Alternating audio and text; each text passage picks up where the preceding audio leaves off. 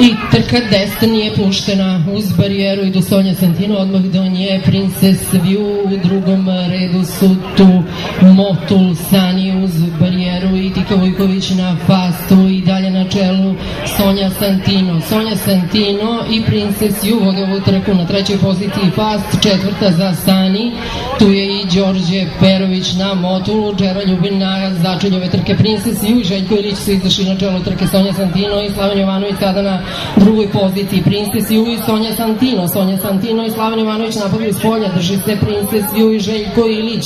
Princess View pa Sonja Santino, pa na trećoj poziciji trenutno Sani, svi ostali iza njih. Princess View, Sonja Santino, Sani, Princess View, Sonja Santino, Sani, Džera Ljubin sada ugrožava, čini mi se, treću poziciju ili napada treću poziciju. Džera Ljubin izlazi na treće mesto. Princess View, Sonja Santino, pa Džera Ljubin.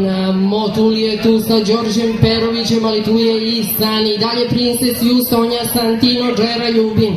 Princess View, Sonja Santino, Džera Ljubin na trećoj poziciji, s polja napadaju Sonja Santino i Slaven Jovanović. Princess View i Željko Ilić se ne daju. Princess View, Sonja Santino na trećoj poziciji, Džera Ljubin na četvrtoj. Motul, bližimo se 300 metara od cilja, u ciljnom smo pravcu i dalje Princess View, s polja Sonja Santino uz barijeru, Džera Ljubin. Džera Ljubin, Princess View, s polja Sonja Santino. Sonja Santino, Džera Ljubin uz barijeru, Princess View. Džera Ljubin uz barijeru, Princess View, posustaje i Sonja Santino. Džera Ljubin uz barijeru sa Aleksom Šašićem, prvi prolazi kroz cilj. Princess View stiže druga, Sonja Santino je treća, Motul četvrti, pa stiže peti, a Sani šesta.